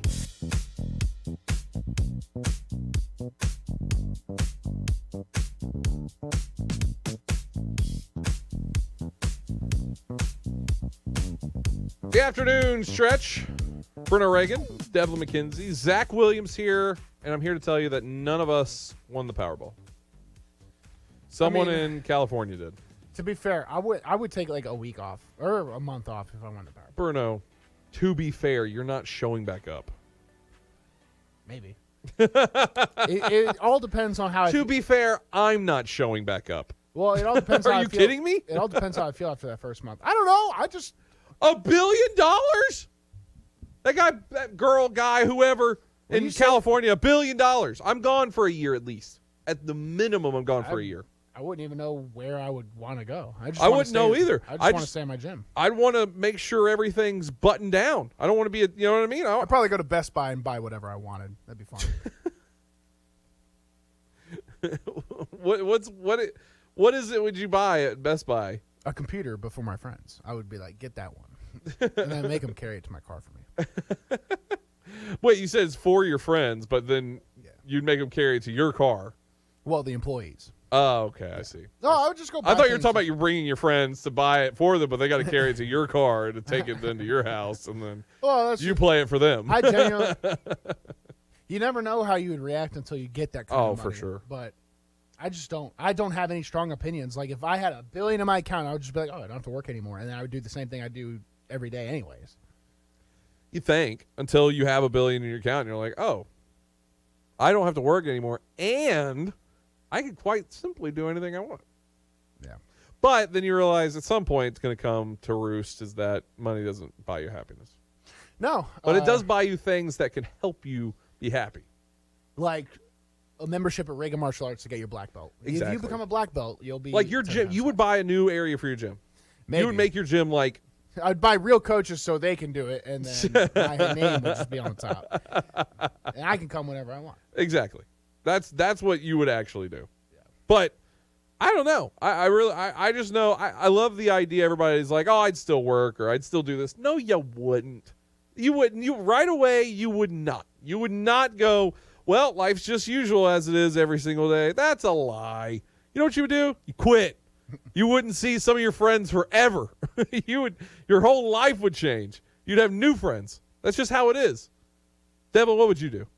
You're too young to know what you would do, probably. You got to retire the parents. That's first things first. See, that's sweet guy. Yeah. That's bad case of good guy syndrome right there. And then I'm getting like 6 friends, and we're just going. Just get on a plane and going somewhere. And then we're going to keep going until I'm like, all right, I should probably go home. And then your friends, what are these friends? Do they have no jobs? No, they're not going to. I'm just going to be like, hey, I'll pay for all of this, and then I'll give you money in case you can't get a job, in case they fire you. Oh, okay. I don't care. I'm going have and your having entourage? as much. Yeah, I'm going to go and have as much fun as I possibly can and do the stuff that I couldn't do without money. It'd be hard to spend $1 billion. That's a hard amount to spend. It'd be hard. I'd figure out a way to live on it though. Buy properties everywhere. I'd still be in Clarksville. You really stay in Clarksville? Yeah. Just the richest person in Clarksville. Probably. That's actually, I mean, I would assume. I don't know who. I don't think Bezos is in Clarksville, so I don't know who else would be out there with $1 billion. No, just you can buy these like nice 3-4 bedroom houses, 2.5 baths, and then get another buddy in there and just live your life. Get another buddy and they like make him pay for it to you. Huh? No, you have $1 billion? Well, most of my buddies are in the Army, so they would just stay until they deployed. Oh, okay. Yeah, but they would just keep me company. Play games. I feel like you'd buy just a desolate compound. That's what my dad would do with the $50 million I gave him. Yeah, there you go. That was your plan. Give each of your parent $50 million. I cannot stress this enough. Like, I am such a not call to action guy unless it was like sports. Like sports, I would forward thinking, get meetings all the time, do that. But you put $1 billion in my account, I'm too lazy to book a flight. I don't want to do it. Like, I don't want to get online and book a flight. So you just tell somebody to do it? I guess. But how am I supposed to find that person? I'd have to create an Indeed listing. You just hire an assistant. I'd have to create a listing. You hire Devlin. You just tell Devlin, hey, you're going to do this. Devlin, I'm going to give your you salary this of much money. $1 million, you get to just do all this stuff for me. Yeah, you have to be ready for whenever he has to do stuff. First of all, I need a driver, straight up. That's something you'd be like Philip Rivers back when they moved the team from San Diego to L.A. and he was like, I'm not moving, and he built like an apartment on wheels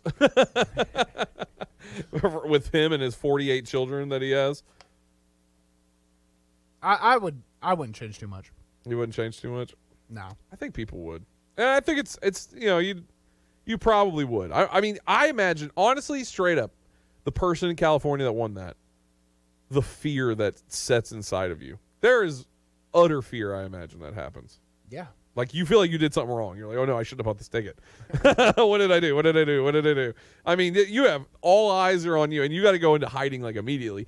I would tell you this. I would feel the fear. There would be another side of me, because I'm in radio, and, nobody ever wants to say this, in any kind of entertainment business, but you do this because you want attention. So I might just come out here on this show and be like, hey, so I won the Powerball. After everything else is handled and I have like security guards, and I would hire security guards for sure before I did that. But then I would come out and be like, it was me. And everybody like, no, it wouldn't. And I'd be like, yeah, it was. That'd be cool. Yeah, but the Powerball, none of you are ever going to win it, so quit trying. Everyone quit trying and let The me only way that you can win it is to buy a ticket. Did you buy a ticket? No. Devlin, did you buy a ticket? I didn't even know there was this thing going on until somebody won it. Are you kidding me? I don't do lottery, man. It's such a scam. I'm never gonna win it. What's the point? Here's $1.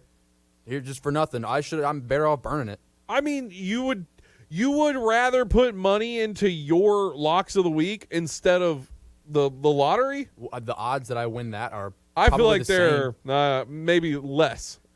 I think maybe you're keeping the safe picks of the week can be less, even though you hit on a good one this last week, which you'll have to do the exact same way this week. So we might have to trust yours this week. Bruno and I might have to really buckle down because Devlin won't be here again Friday, so he'll have to pre-record his, and we won't know what it is until Friday at 5:40 when we play it. But Bruno and I might have to both buckle down and pick a good winner to finally have a solid week parlay that actually hits on the Keeping Safe picks. I'm on a massive win streak. You are on those for sure. Need the boys. I've been really good. I just finally lost one. Just happens, and this week it's probably going to be you now. No, it comes for somebody. No shot. Locks of the week, I don't lose. Straight up. Yeah. Well, we'll see. We'll see how this. Hey, is UFC 281 this Saturday? I think it's this Saturday, isn't it? Adesanya Pereira? Yeah. Uh-oh. Yeah, it is. It totally is, isn't it? Yeah, 100% is. Yeah, I completely forgot. I haven't heard anything about it either. Yeah, who cares? I mean, I got a jiu-jitsu tournament. Everyone come watch that instead. Pay me $80 to watch that. Yeah, how can people find you on that, by the way? No. I mean, show up at the Williams County Ag Expo and say hi. That's the best way you could do it. That's the only way, right? There are some online videos, yeah, but you need a $100 like annual subscription to watch like all the matches. So don't do that. No. I mean, we're in local area. They're in our listening area. Here, yeah, so. Go to Williams County Ag Expo on Saturday. It'll be all day. I'll be there. Yep. And if I'm not there, look at the nearest Crackle Barrel at the Williams County Ag Expo. I'll probably be there. So that's genuinely what's happening. Yesterday, Jim Irsay, we talked about it with the Colts. He had a press conference talk. A lot of people enjoyed this press conference. It was 47 minutes long on primetime television. It was 6 p.m. when they started this. And people were going nuts over it. I want to play a little bit from that press conference of them talking about Jeff Saturday because this is kind of, I mean, in a way, it's almost historical because we've never seen a team do something like this, at least in this modern era, at least. But let's listen to a little bit of Jim Irsay from yesterday. Okay, well, thank you, everyone, for coming. We certainly are excited about going forward with our future. First and foremost, just a big thank you to Frank Reich. He's someone that's very close to the organization, to my family, to myself, I know to Chris, and to Jeff, everyone in our organization. So it's a very difficult and tough day, because I told Frank, I was hoping, Chris and him and I, we were going to grab that Lombardi trophy together someday and have that thing and celebrate. But this is, this league is tough and things change, and he's a pro and he understands. He understands this league and this business, and it was a difficult decision to make, made with great thought, a decision that gets cultivated over many months and years, actually, where you're integrating your thinking into understanding when a time is right and when it isn't, because it's an intuitive thing. There's no rule book that tells you now you should make a change, now you shouldn't. It's something, for being in the league 52 years, it's intuitive. I've been thankful. I've never hired a losing head coach in my life. The last interim head coach I hired became a Super Bowl winning coach, Bruce Arians. So I've been fortunate and blessed on the path of bringing in coaches, whether they're interim or head coach. And I know Chris and I, as we talked and really met Sunday night face to face in a difficult conversation, we had a lot of dialogue back and forth. There was a lot of grinding, a lot of really drilling down in and really wanting to get things right. And I know that we did. Expectations are high here. Look, we're the fourth winningest franchise in the league since 2000. All right, that means in the upper quartile of winners, we're in the top quartile of that upper quartile. That's rare air, and we've earned being there. And what we've accomplished speaks for itself. I don't have to crunch numbers to say what we've accomplished. But I told Frank that expectations are high. He is a winning head coach. Less than half the league, 18 teams, including Pittsburgh, having had a winning season, been in the playoffs 2 out of 4 years and won a playoff game. So if anyone wants to kind of diminish anything that Coach did, you'd be wrong, because your opinion really doesn't matter. What matters is the facts. We live with those facts. Either you win or you lose. The numbers don't lie, as we always say in the locker room. You are who you are. You are what your record is. But it was time, and I am very excited to have, as Chris is, to have Jeff here and next to me as the interim head coach. Just couldn't be more thrilled about having him here. And yes, he is fully experienced enough. Yes, he is fully capable. He's extremely smart. He's extremely competitive. He understands the game. He's a guy, and he probably won't mind me telling this story. It's the night before the Super Bowl. We're playing the Bears, and you guys knew Howard Mudd. So Jeff meets with the offensive line, sees Howard, and says, "Howard, we don't want to zone block them. We're better than that. We can man block them." And Howard looks at him, and says, "Well, Jeff, who am I to disagree with you? You're one of my greatest players ever. We'll man block them. The rest is history." That goes on and on with this guy. Hey, we can't. So there's a little bit of Jim Irsay talking from the press conference yesterday about Jeff Saturday. Clearly he loves him. Clearly he believes in him. And he goes on, if you haven't heard the whole thing, it's 47 minutes that he goes on and talks about all this. He's very much ride or die with Jeff Saturday right now. It almost talks on a level that they're thinking Jeff Saturday might be the head coach next year for this team. That was hilarious at the end when he's trying to talk about zone and man blocking. There's zone are plays, and you can't man block zone plays. So it's hilarious that Jim Irsay has no idea about offensive line, but he's just like, here's this story about Jeff wanting to do something. Yeah. He's just trying to tell a nice little heartwarming story. Well, just know that Jim Irsay's story did not make sense at all from a scheme point of view. There is no switching off zone and man blocking. But anyways, if they're tanking, which it feels like they are. Is this the biggest, most blatant case of it?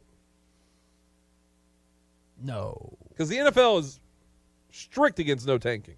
They're very much on that side. When the whole Hugh Jackson thing happened earlier this year. Well, that was gonna be my example. Letting Hugh Jackson coach another season was probably the most really tanking. Yeah. At least Hugh Jackson had been a coach, though, right? I guess. But this feels like, you're bringing in somebody who was not a good high school coach. It's just you talk to any Browns player there, and it's like going 16-0 and 0-16 are two of the hardest things in the world you can do. Like, if you talk to those Brown players, they were like, it felt like we were trying to lose sometimes. So we just don't know that about Jeff Saturday's team yet. Yeah. Which I'm sure they're going to, you think Jeff Saturday's going to be like, I'll just collect a check and tank. This guy's a Super Bowl winner for a reason. He is competitive. I mean, that's true to his nature. He's not going to sell his soul. All right, we need to take a break. When we come back, Alex Daugherty of A to Z Sports will join us, talk some Preds hockey. You don't want to miss it on the other side here on the afternoon stretch. Good afternoon. Cleanup continues on this car fire out here in West Nashville, 40 eastbound at OHB. It's got it pretty slow here in Bellevue on 40 east because of this car fire. Westbound was already heavy. A little bit of rubbernecking going on there, going westbound. Traffic's increasing even more. I-40 out past the airport. Watch your speed. I-40 through certain parts of Wilson County. We've seen quite a bit, actually, in Wilson and Smith County. Hey, guys, it's Zach. Now is the perfect time to download FanDuel, America's #1 sportsbook. Join today to get started with $150 in free bets guaranteed when you place your first $5 bet. That's free bets back if your bet doesn't win. Just sign up with our promo code TAS. There's so many great deals. You can combine your bets for a chance at a bigger payout with the same game parlay. And you get paid your winnings fast. All on an app that's safe, secure, and super easy to use. Don't fumble your chance to get $150 in free bets, win or lose, with promo code TAS. Make every moment more this season with FanDuel, official sportsbook partner of the NFL. In the state of Tennessee, you got to be 21 and up and present in Tennessee. First online, real money wager only. $10 first deposit required. Bonus issued as non-withdrawable free bets that expire 14 days after receipt. Restrictions apply. See terms at sportsbook.fanduel.com. Gambling problem? Call the TN Red Line, 1-800-889-9789. Before you know it, the holiday season will be upon us, so it's time to start planning. If you're having a holiday party or event this year, then you should consider the Omni Nashville Hotel. Have a festive holiday party for your company, family, or friends at the most luxurious location in Music City. All your guests will experience the award-winning service from their well-trained, courteous staff at the Omni Nashville Hotel. Rooms that are second to none, and venues that will be the envy of all your guests. For smaller gatherings, reserve the private dining room inside Kitchen Notes. For a fun party atmosphere, consider Bar Lines. And for high-end corporate entertaining, choose Bob's Steakhouse. You can't go wrong when you book your party at the Omni Nashville Hotel. For more information or inquire about availability, just call 615-782-5333. That's 615-782-5333. The Omni Nashville Hotel, Music City's holiday party destination.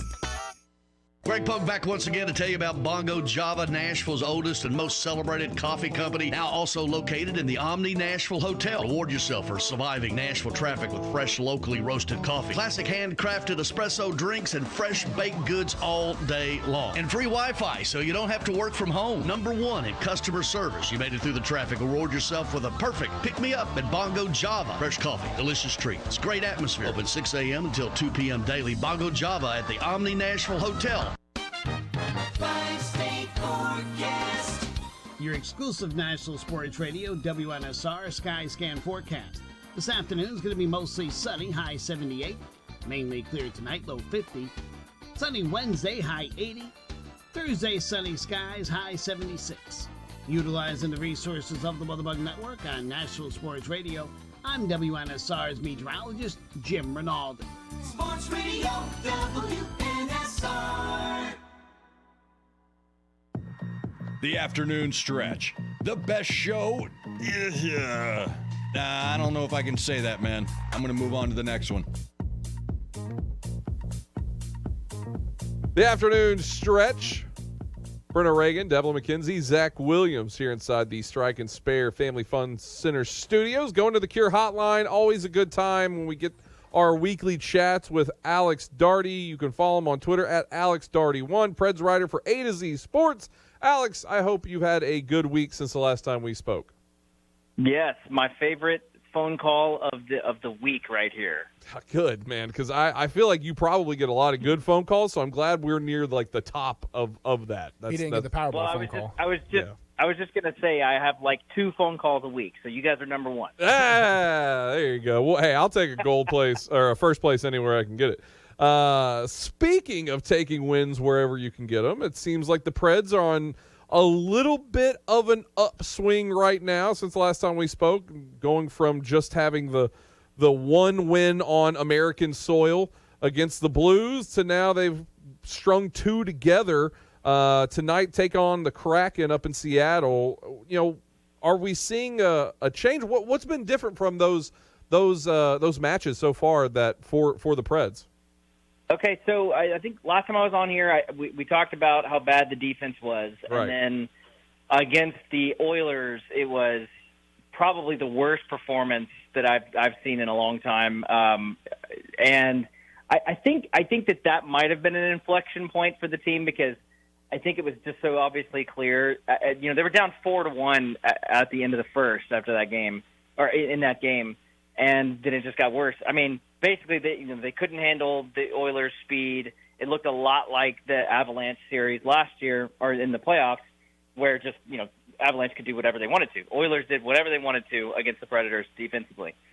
And then you play Calgary and Vancouver, two teams that are not as good as Edmonton, who don't have the offensive power, who don't have as good of a defense, and they get to come away with a couple wins. So while 2 wins in a row looks did better on the schedule on the standings there, I don't know that we've really seen anything too much to get too excited about, because until they are able to show that they can handle a good offense and handle it on the defensive end, then I think that you can say they're coming along. So, for example, tonight against Seattle actually has a pretty good offense. Like they've put up some goals.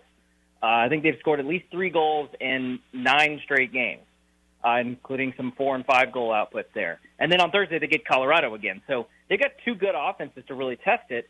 It always comes back down to defense to me. I mean, if they can hold teams to a couple goals or less, they got a chance. But if they can't solidify it on the defensive end, they are going to struggle and they're going to keep losing games. Right now they're on the road here up until Saturday, and they're back. They haven't gotten a win at home yet this season, or at least inside Bridgestone, technically at home.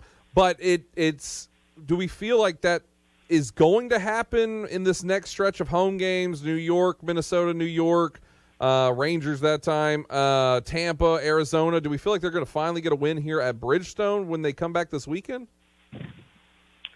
Well, they have 5 straight games at home, so I would hope that they get at least 1 win out of those 5 games. That would be a good Thanksgiving treat for the home fans. I think that the test coming up with New York, Minnesota, and both New York teams, that is, over the next couple weeks.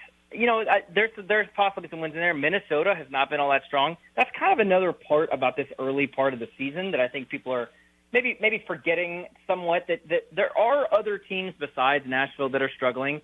Look who's at the bottom of the Central Division, the St. Louis Blues. They're 3-7. I would not have seen that coming. The Blues are at the bottom of the division. The Penguins are 4-6. Montreal, who is supposed to be pretty good this year, they're struggling. Florida's struggling. Even Tampa only recently started coming back alive. So this early part of the season, there's some teams that are struggling that you wouldn't expect, and some teams that you would expect to struggle that are struggling. But I don't think Nashville really needs to worry. I do think that they'll get a couple home wins coming up. That'll be good for the fans heading into the holidays. Talking with Alex Daugherty. Follow him on Twitter at AlexDaugherty1. Bruno Reagan, say what's up to Alex. This is crazy. Like, Tom Brady, the GOAT, he has a losing record right now. We go to the NBA. The Nets are down. The Golden State's playing like trash. The Lakers suck.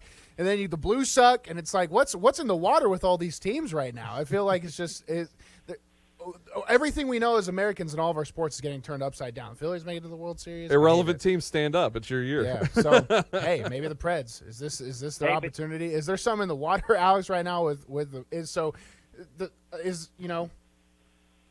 a chance for the Preds to take advantage of this NHL landscape right now? But there's always teams you can count on. You can count on the Cleveland Browns to not be very good. You can count on the Arizona Coyotes. The Sharks right now are not very good. Columbus, they're not very good. So there's teams you can rely on to not be very good. I don't know if it's necessarily a trend earlier on this year. I do think there are teams that people were sleeping on.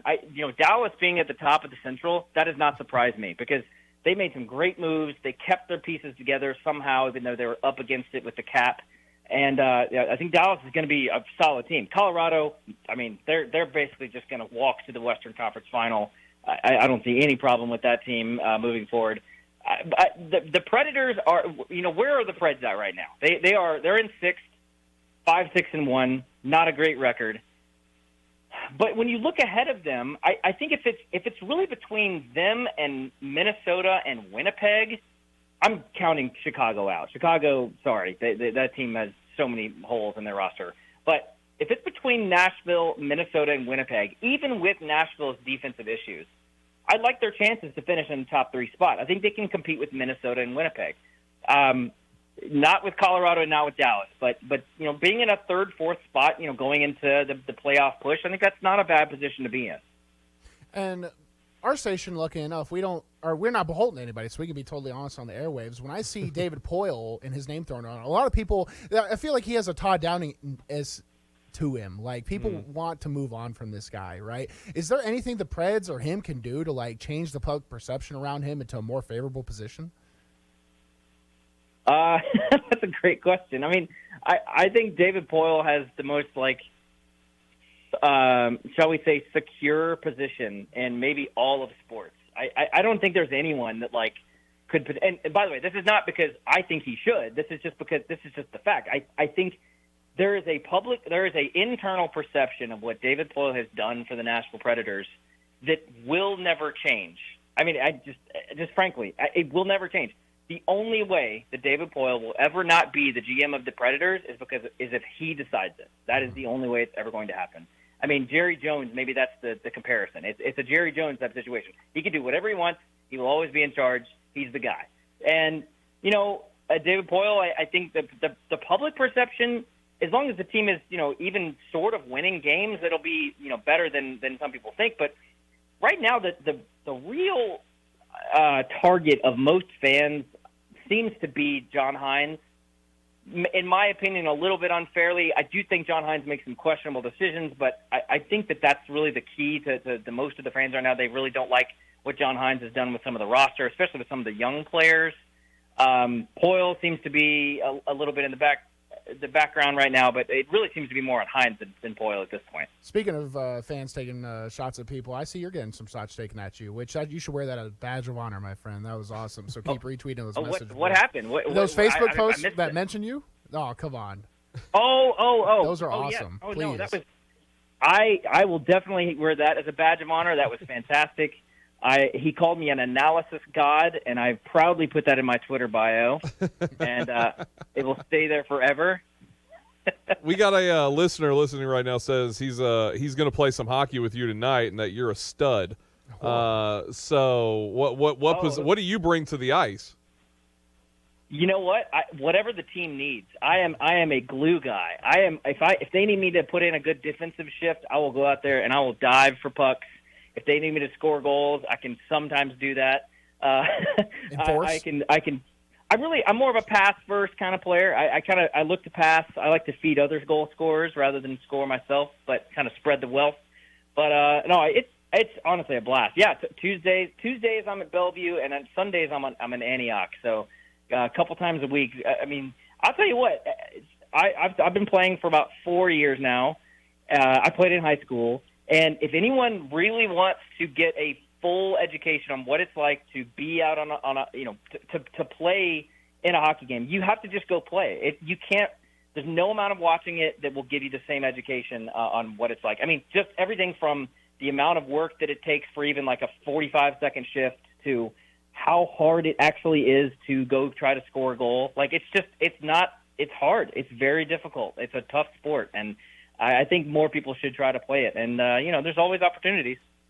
Alex, thanks so much for jumping on with us. We always enjoy having you on. You can follow him on Twitter at AlexDarty1, and you can go play on the ice with him tonight if you can catch him. That's right. Yeah, I'll be out there. I know that. I don't know if we'll get a win. I can't guarantee a win tonight. It's gonna be a tough matchup, but we're gonna try hard. I'll tell you that. You tell Kyle that you enjoyed having him listen to you on our show. I figured that was Kyle. I should have predicted that it was Kyle. There you go. Hey, Alex, thanks so much for jumping on, man. Alex Daugherty, always good on the show. Always appreciate having him. Always good stuff. We're done today. We're done for the day. Isn't that crazy? Show flew by today. We are ever so forward marching into fall weather. This weekend it happens. High of 48s. So Cold. Remember, if nobody's told you, I love you and you matter. Have a great night. Everyone, we'll see you tomorrow, 4 o'clock. Back for it. Wednesday. Big Vandy Day coming up.